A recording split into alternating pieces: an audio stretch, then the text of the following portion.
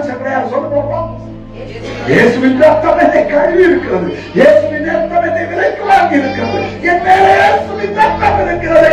இந்த உலகத்துல எவன் விசேஷமானவன் என்று சொன்னார்? அம்பானியும் இல்ல, அதானியும் இல்ல, பில்கேட்ஸும் இல்ல, எவனும் இல்ல.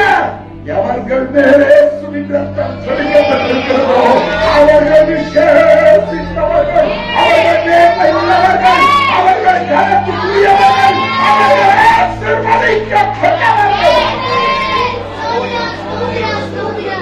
நமக்கு நம்ம காசுமா பெருசா நினைக்கிறோம். அப்படி எப்ப நினைக்கிறோமோ அப்பவே நம்ம நாசமா போயிட்டோம், அப்பவே பாராட்டு போயிட்டோம் அர்த்தம், அப்பவே குழியில போயிட்டோம் அர்த்தம். காசு இல்லாம இருக்கிறான், எந்த மேன்மை இல்லாம இருக்கிறான், எந்த விசேஷம் இல்லாம இருக்கிறான். ஒரு விசேஷம் என்கிட்ட இருக்கு, அந்த விசேஷம் கல்வாரியில் சிந்தப்பட்ட இயேசுவின் ரத்தம். இதை அடிக்கடி அறிக்கை பண்ணணுங்க. இதை அடிக்கடி உங்க வாயில சொல்லணும். என்கிட்ட எது வேணாலும் இல்லாட்டாலும் ஒரு விஷயம் எவன்கிட்ட இல்லாதது என்கிட்ட இருக்கு, அது கல்வாரியில் சிந்தப்பட்டது, அது துணிய ரத்தம், அது இயேசுவின் ரத்தம்.